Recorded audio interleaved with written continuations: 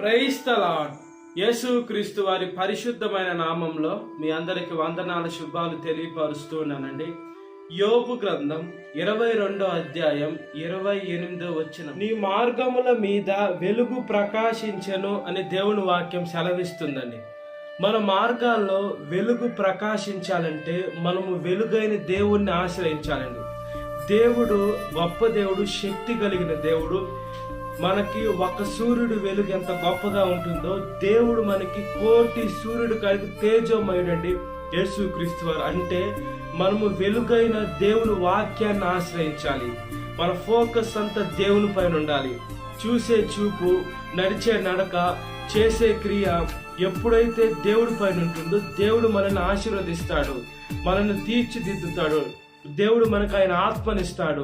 ఈ లోకంలో మనము గాఢాంధకారంలోకి వెళ్ళేటువంటి జీవితాలుగా ఉన్నాయా, లేదా కటిక చీకట్లోకి వెళ్ళేటువంటి జీవితాలుగా ఉన్నాయని మనం ఆలోచించుకోవాలి.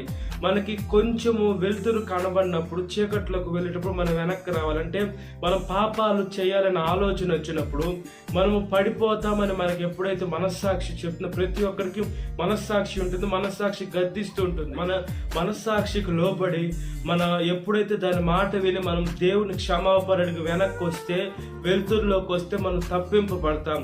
లేదు పాపం బాగుంది, సుఖంగా ఉంది, ఆనందంగా ఉందని వెళ్తే ఆ పాపము మనల్ని తరిమేసి మరణానికి కూడా దారి తీస్తుందండి. పాపానికి జీతం ఏంటంటే మరణం అని దేవుని వాక్యము స్పష్టం చేసి డిక్లేర్ చేసేసింది. కాబట్టి మనం కటిక చీకట్లోకి వెళ్తే మన ఇటుపక్క ఏముండే తెలీదు, ఇటుపక్క ఏముండే తెలీదు, ముందు వెనక ఏముండే తెలీదు. మనం జారి తట్టుకొని కింద పడి మన శరీరాలకి గాయాలయ్యే అవకాశం పుష్కలంగా ఉంటుంది. కాబట్టి మనము దేవుడు మన మార్గంలోకి వెలుగు ప్రకాశింప చేయాలని యేసుక్రీస్తు వారు ఆశపడుతున్నారండి. యోబు గారి జీవితంలో చూసుకున్నప్పుడు యోబు గారు బాగా భక్తిపరుడు, తన బిడ్డల చేత ప్రార్థన చేపించేవారు యోబు గారు. అయితే ఒక సమయం వచ్చినప్పుడు యోబు గారికి పరిశోధన వచ్చినప్పుడు, అంటే అతను ఉన్నటువంటి కటిక చీకట్లోకి వెళ్ళిపోయాడు, గాఢాంధకారంలోకి వెళ్ళిపోయాడు.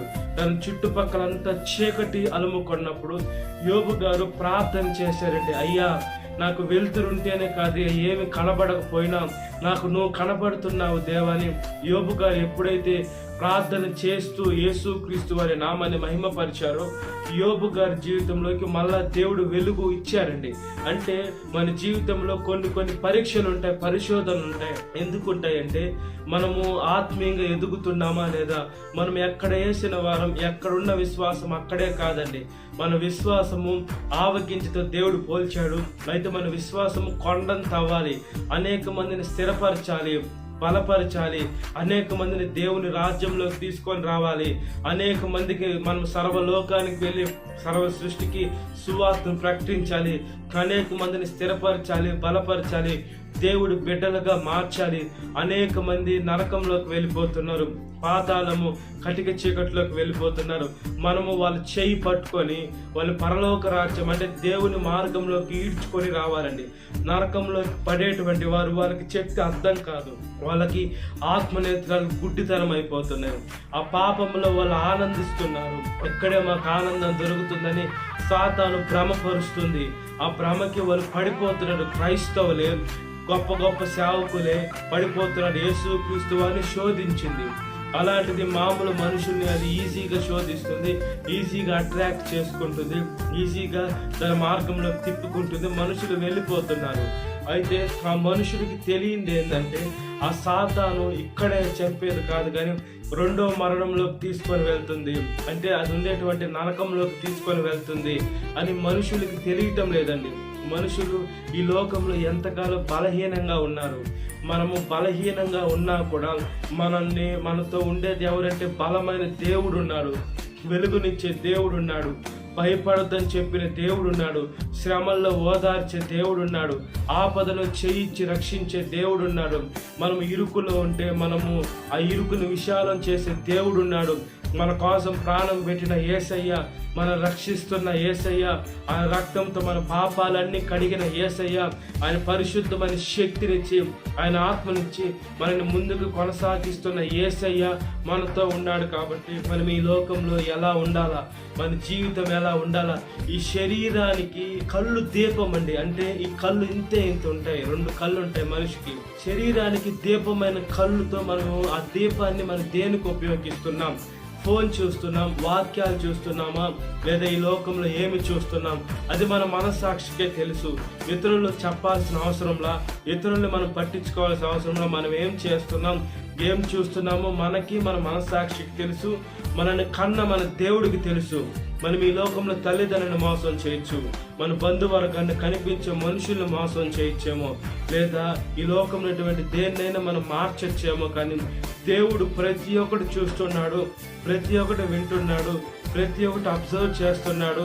మనం చాలా జాగ్రత్తగా బ్రతకాలండి. ఈ లోకంలో యుద్ధాలు వస్తున్నాయి, దేశం మీదకి దేశానికి యుద్ధాలకు వస్తున్నాయి.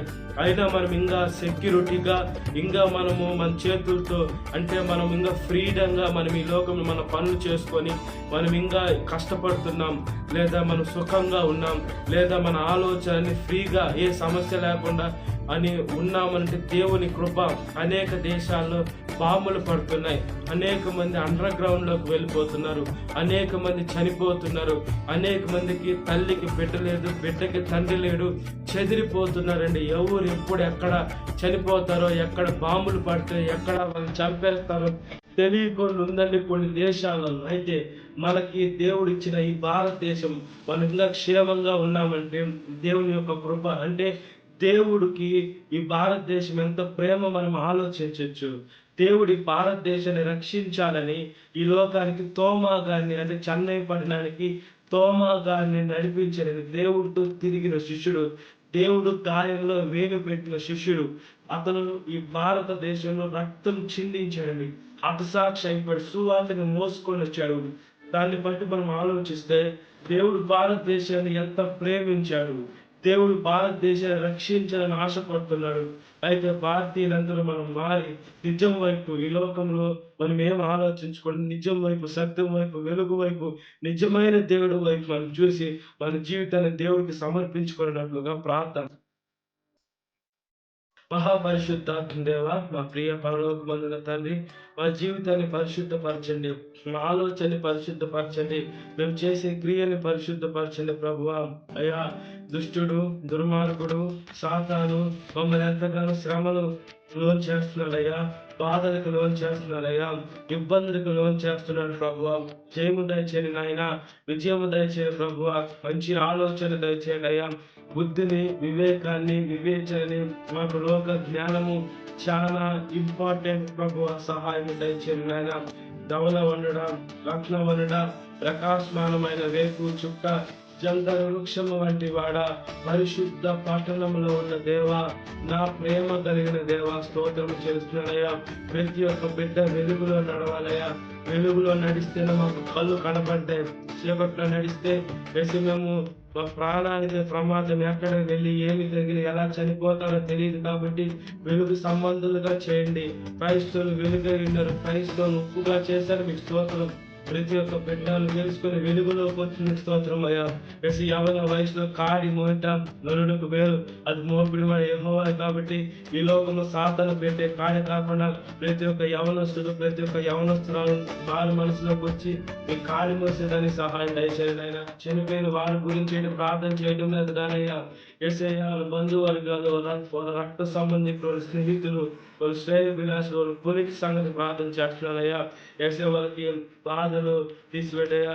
వాళ్ళ మనసు ఎంతగానో వేదన పడుతుంది, ఎందుకంటే వాళ్ళ ప్రియులను కోల్పోతున్నారు, వాళ్ళ స్నేహితులు, వాళ్ళ బంధువులను కోల్పోతున్నారు, రక్త సంబంధాన్ని కోల్పోతున్నారు.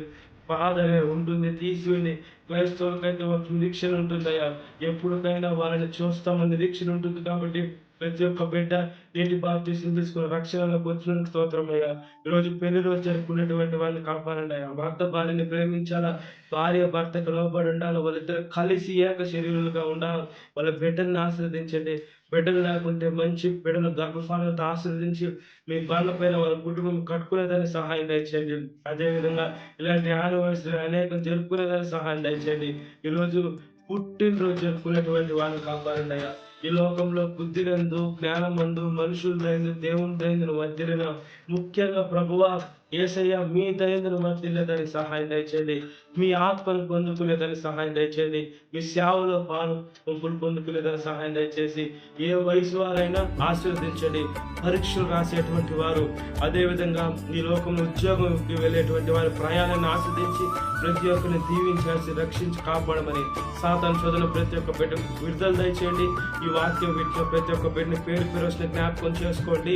ఈ దినకాలపు దీవెనతో నింపమని నజరేయుడైన యేసుక్రీస్తు వారి పరిశుద్ధమైన నామములో మిక్కిలి వినంతో అడుగుచున్నాను మా పరలోకమందున్న తండ్రి. ఆమేన్. Praise the lord. God bless you. Have a great day.